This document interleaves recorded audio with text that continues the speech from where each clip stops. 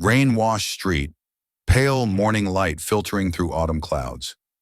Daniel Carter, late 30s with weathered hands, kneels on his neighbor's porch. In his arms, a newborn wrapped in a faded yellow blanket, face barely visible beneath soft fabric. His daughter Emily, 11, clutching her school backpack, whispers urgently, "Dad, we can't just leave her." Daniel glances toward the empty house, Mia's house, now silent forever after last week's funeral. Sometimes family chooses you, he thinks. Stay to the end. The truth will break your heart and heal it at once. Willow Creek embraced small-town stillness just before dawn, maple leaves spinning lazily in cool October wind. The street held its breath, as if waiting for something extraordinary. Daniel noticed the faint cry before seeing the tiny bundle on the wicker chair. The sound cut through morning air like a whispered prayer, pulling him across his yard and up Mia's porch steps. Windows remained dark, curtains unmoving, but baby powder scent still lingered from last week's visit. Before cancer stole Mia away at 28. Emily reached the porch first, sneakers slipping on dew-dampened wood. Her fingers trembled, touching the baby's impossibly soft cheek, voice cracking with recognition. "Dad, it's her. It's Mia's baby." Daniel lifted the infant carefully, feeling tiny breasts warm against his chest through flannel shirt. The baby's eyes, deep blue and startlingly alert, seemed to study his face with intensity that made his heart skip. A handwritten note tucked beside her simply read, "Please love her as I cannot." Inside their home, familiar sounds filled the air, creaking floors that sang with every step. Gentle clink of mismatched coffee mugs, warmth radiating from the old wood-burning stove Daniel had restored. Everything felt different now, charged with new purpose. Emily settled onto their worn leather couch, instinctively cradling the baby as if she'd done it all her life. Her school uniform wrinkled as she shifted, but she didn't care. "Look, Dad," she whispered, "she's not crying anymore." Over dinner, simple mac and cheese with steam curling from their bowls, Emily asked the question hanging between them like morning mist. "Can we keep her?" Her voice carried hope and fear in equal measure. Daniel hesitated, fork suspended halfway to his mouth. The law wasn't simple in situations like this. There would be paperwork, investigations, court proceedings, but something deep in his gut said yes before his mouth could form words. "We'll figure it out, Em. Together." That night, unable to sleep, Daniel padded barefoot to the living room. He found Emily curled on the couch, still in school clothes, the baby tucked securely against her chest. Both breathed in perfect synchronization, peaceful in a way that made his throat tight with emotion. He draped his wife's old quilt over them both, the one Sarah had sewn during her pregnancy with Emily. Outside their window, unnoticed in darkness, a figure watched from shadows across the street. The glow of a cigarette tip flared bright orange, then disappeared as footsteps retreated into night. Daniel stood at the window for a long moment, watching the empty street. Something felt different about their quiet neighborhood tonight, as if invisible threads were weaving together, connecting past to future in ways he couldn't yet understand. The baby stirred slightly in Emily's arms, a tiny sigh escaping her lips, and Daniel smiled despite uncertainty ahead. Tomorrow would bring questions, but tonight there was only this. His daughter and a baby who needed them, wrapped together under lamplight like a scene from a painting he'd never dared dream. Days melted into new rhythm that felt both foreign and perfectly natural. Mornings began with bottles warming on the old gas stove, while Daniel's carpentry tools hummed in background, creating symphony of domestic life he'd forgotten was possible.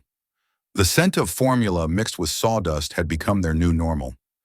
Emily named the baby Hope during their third night together, voice soft with conviction. "Because that's what she is, Dad. She's Hope with tiny fingers and the bluest eyes I've ever seen." Their first grocery store trip as family of three drew gentle attention. Emily wore the baby carrier with fierce pride, adjusting straps like a seasoned mother while strangers smiled at what they assumed was a young father with his daughters. Daniel didn't correct their assumptions. The warmth in their eyes felt like blessing he wasn't ready to explain away.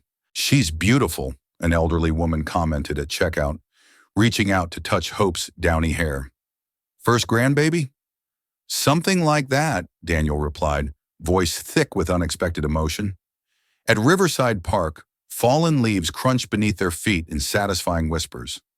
Emily pushed the second-hand stroller they'd bought at Goodwill, while Daniel sketched furniture designs in his worn notebook, Hope sleeping peacefully beside him on a blanket spread across grass. Autumn sun painted everything golden, and for moments at a time, Daniel could almost forget the complicated reality lurking just beyond their bubble of contentment. Evenings brought their most precious conversations. Emily would curl up on floor beside Hope's makeshift crib, actually a dresser drawer lined with soft towels, and share stories about missing her mom, about loneliness that had lived in their house for 2 years since cancer took Sarah away. Daniel spoke about Mia's quiet kindness, how she'd brought them casseroles and offered to babysit Emily whenever his carpentry jobs ran late. Mia said family isn't always about blood, Emily whispered one night, finger tracing patterns in air above Hope's sleeping form. She said sometimes the universe sends people exactly when we need them most. On it, they created a photo wall in the living room, Mia's bright smile positioned next to Sarah's gentle laugh, and now tiny Hope centered in a frame Daniel had crafted himself.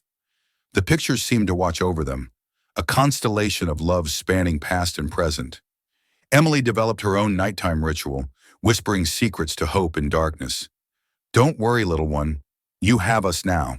Dad makes the best pancakes on Sunday mornings, and I'll teach you how to climb the big oak tree in our backyard. We've got books to read and songs to sing, and so much love to give you." The baby seemed to listen, tiny fist often curling around Emily's finger as if sealing a promise between them. Daniel watched these tender moments from doorways, his heart expanding in ways he'd forgotten were possible. Hope had brought something back to their house that had been missing since Sarah's death. The sound of pure joy, the sense that their family was complete rather than broken. But even in their happiest moments, questions lingered like shadows at edges of their joy. Daniel had made calls to social services, started the formal adoption process, but something nagged at him. Mia had been private about Hope's father, changing the subject whenever he'd asked. Now those unanswered questions felt heavier, more significant. Late at night, when both girls were sleeping, Daniel would stand at his workshop window, sanding pieces of maple and cherry wood, while his mind wandered. Who was Hope's father? Why hadn't Mia told anyone about him? And why did he sometimes feel like they were being watched? 3 weeks into their new life, Hope laughed for the first time, a sound like silver bells that made Emily dissolve into tears of joy. "Did you hear that, Dad? She knows she's home." Daniel scooped them both into his arms, the three of them swaying together in their living room, while October wind rattled the windows. In that moment, surrounded by the scent of Hope's baby shampoo and warmth of Emily's embrace, he almost believed that love might be enough to overcome whatever complications lay ahead. What happens next will test their bond like nothing before. Keep watching to see the truth that changes everything. The knock came on a Thursday morning, sharp and official against their front door. Daniel had been feeding Hope her bottle while Emily got ready for school, their routine as comfortable as breathing after 6 weeks together. But something about those deliberate knocks made his stomach drop before he opened the door. 2 men in dark suits stood on his porch, expressions serious beneath gray November sky. The taller one, with salt and pepper hair and kind but determined eyes, stepped forward first. "Mr. Carter, I'm Mark Bennett, and this is my attorney, James Crawford. I believe you have my daughter." The words hit Daniel like cold water. He instinctively shifted Hope closer to his chest, her tiny fingers gripping his shirt as if she sensed tension crackling in autumn air. "I'm sorry, but there must be some mistake," Daniel managed, though his voice sounded hollow even to his own ears. Mark's expression softened with what looked like pain. "Her name is Hope, isn't it? Born October 15th to Mia Rodriguez. I have the birth certificate right here." Emily appeared at Daniel's shoulder, still in pajamas, eyes wide with fear. "Dad, what's happening?" Mark's gaze found the baby, and Daniel saw it immediately. The resemblance he'd somehow missed before. Hope's sharp jawline, the particular arch of her eyebrows, even the way she curled her tiny fist. The truth was written in her features as clearly as any legal document. "Mia and I had a relationship last year," Mark explained, voice gentle but steady. "I was deployed overseas with the National Guard when she got pregnant. She never told me about Hope. I only found out after she died. Her neighbor mentioned seeing a baby here, and when I started asking questions, Daniel's world tilted sideways. Why didn't she tell you? I think she was protecting everyone involved. She knew I was married then, separated but still married. My divorce wasn't final until last month. Mark ran his hand through his hair, a gesture so similar to Hope's sleepy stretching that it made Daniel's chest ache. Mia was always trying to shield people from difficult situations. The attorney stepped forward with manila folder. Mr. Bennett has legal rights as Hope's biological father. We're not here to cause trouble, but we do need to discuss custody arrangements. Emily's whispered no cut through morning air like a blade. She pressed closer to Daniel, small hands reaching for Hope's blanket. You can't take her. She's ours now. She belongs with us. That evening, after Emily had cried herself to sleep with Hope still clutched in her arms, Daniel found himself in his workshop with Mark. The smell of sawdust and wood stain filled the space between them, while rain drummed steadily on tin roof overhead. Mark had suggested they talk alone, man to man, away from lawyers and legal terminology. I'm not here to destroy what you've built, Mark said, running fingers along the edge of Daniel's workbench. I can see how much you both love her. Then why? Daniel's voice cracked with exhaustion and heartbreak. Why now? Mark was quiet for a long moment, studying the half-finished rocking horse Daniel had been crafting for Hope's first Christmas. I lost my chance to be a father once before. My ex-wife miscarried early in our marriage and we never tried again. When I found out about Hope, it felt like the universe was giving me one more shot at the thing I'd wanted most. Daniel understood that pain, the ache of dreams deferred, of love with nowhere to go. She doesn't even know you. I know, and I know you're not just some stranger who took in a baby. You're her father in every way that matters. Mark's voice grew thick with emotion. But I'm asking, begging for a chance to be part of her life too. Not to take her away from you, but to love her alongside you. Outside, the storm intensified, branches scraping against workshop walls like restless fingers. Daniel thought about Mia's final note. Please love her as I cannot. Had she known this moment would come? Had she trusted Daniel to do the right thing when it did? The courts will decide, Daniel said finally. Maybe they don't have to. Mark met his eyes directly. Maybe three people who all love one little girl can figure out something better than what any judge could order. Daniel stared at the rocking horse, its cheerful paint somehow mocking in the dim workshop light. Everything he'd built with Hope and Emily over the past 6 weeks felt fragile suddenly, like soap bubbles that might burst at the slightest touch. But as he looked at Mark, really looked at him, he saw not an enemy, but another man who'd lost too much and was desperate for a chance to love someone unconditionally. The question was whether love could be shared without being divided. The family courthouse felt impossibly large on the December morning that would determine Hope's future. Sunlight streamed through tall windows, casting rectangles of gold across polished floors that echoed with footsteps and whispered conversations. Emily sat between Daniel and Mark in the gallery, her small hand gripping Hope's carrier handle like an anchor. Judge Patricia Hernandez had eyes that suggested she'd seen every variation of human complexity, and her voice carried both authority and compassion as she called the case. Daniel's palms were sweating despite the winter chill outside. This is an unusual situation, Judge Hernandez began, reviewing documents before her. We have a biological father seeking custody of his daughter and a man who has been serving as her primary caregiver for 2 months. Both parties appear to love this child deeply. The proceedings unfolded with surprising gentleness. Mark's attorney presented the case for biological rights, while Daniel's lawyer emphasized bonds formed through daily care and stability Hope had found in their home. But as the morning progressed, something shifted in the courtroom's atmosphere. When called to testify, Mark stood and spoke directly to the judge, voice steady but emotional. Your Honor, I'm not here to take Hope away from the Carters. I'm here to ask for permission to love her. Daniel has been her father in every way that matters, feeding her, comforting her, building a life around her needs. I don't want to erase that. I want to add to it. Emily gasped softly from the gallery, and Daniel felt his throat constrict with unexpected hope. I've spent 2 months watching this family, seeing how naturally they've embraced Hope, Mark continued.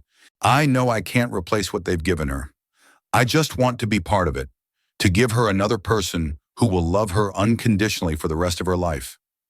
When Daniel took the stand, his prepared speech dissolved on his tongue. Instead, he looked directly at Mark and spoke from his heart. Hope deserves to know where she comes from. She deserves to have all the love that's available to her in this world. Mark isn't trying to take her away. He's trying to give her more family, not less. Judge Hernandez was quiet for a long moment, studying all three adults. I'm going to make a decision that I believe serves Hope's best interests, and I hope all parties will embrace it with the same spirit of cooperation you've shown today. The ruling was joint custody, not typical, but crafted specifically for their unique situation. Hope would spend weekdays with Daniel and Emily, weekends with Mark, and holidays would rotate. Both men would have equal say in major decisions about her education, health care, and upbringing. This child has been blessed with an abundance of love, the judge concluded. It's my hope that all of you will nurture that blessing rather than complicate it. 6 months later, Hope's first birthday party transformed Daniel's backyard into a wonderland of fairy lights and laughter. Mark stood at the grill, flipping burgers while debating baseball statistics with Daniel, who sat on back porch steps tuning his guitar. Emily ran barefoot through grass, chasing fireflies with neighborhood kids who'd become extended family to Hope. The birthday girl sat in her high chair, frosting from her smash cake decorating her cheeks and hair, clapping with pure delight at every burst of laughter around her. She'd grown into a happy, confident baby who knew without question that she was cherished by multiple people in multiple ways. "She's got your stubborn streak," Daniel called to Mark, laughing as Hope refused to let Emily wipe her face clean. "And your musical ear," Mark replied, pointing as Hope swayed to Daniel's gentle guitar strumming. Listen to her humming along. As evening wound down and guests began to leave, the three adults found themselves sitting on the porch, watching Hope sleep in her portable crib between them. Summer air was warm and thick with honeysuckle scent, and crickets provided gentle soundtrack to their contentment. Emily emerged from the house carrying 3 cups of coffee, looking older than her 12 years as she served the men who'd become the most important figures in her sister's life. "We didn't lose her," she whispered, settling on the porch swing beside Daniel. "We just grew." Mark nodded, reaching over to adjust Hope's blanket. "Sometimes the best families are the ones we choose to build together." Daniel strummed a soft chord, and Hope stirred slightly, a sleepy smile crossing her face as if she could feel the love surrounding her, even in dreams. If this touching story moved you, subscribe to Our Heart Stories for more tales of love, family, and second chances.